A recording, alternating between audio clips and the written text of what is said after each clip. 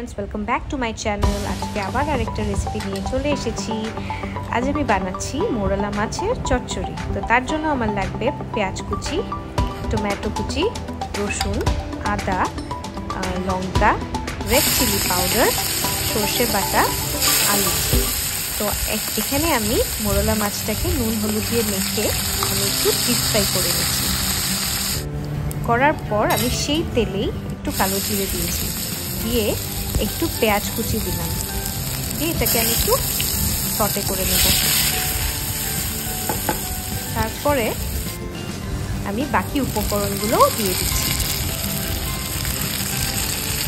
দিয়ে আমি এটাকে ভালো করে একটু সটে করে নেব যতক্ষণ না পেঁয়াজটা ট্রান্সলুসেন্ট হয়ে যায়। এতে আমি নুন হলুদও দিয়েছি অল্প, আমি এটা এখানে দেখাতে ভুলে গেছি। তো এখানে দেখতেই পাচ্ছ ভালো করে নাড়াচাড়া করে আমি একটু জল দিয়ে দেব, দিয়ে আমি এটাকে একটু সময় ঢাকা দিয়ে দেব। আমি এখানে ধনেপাতা স্টেমসগুলো ইউজ করেছি, এতে সুন্দর একটা গন্ধ আসে, এতে দিলে টেস্টটাও এনহ্যান্স হয় ধনেপাতার।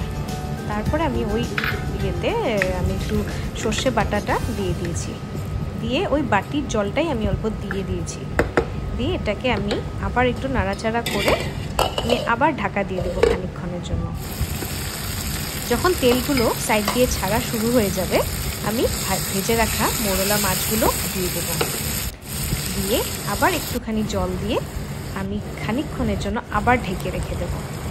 যখন এটা ভালো করে ফুটে যাবে তখন আমি এতে ধনেপাতা অ্যাড করব।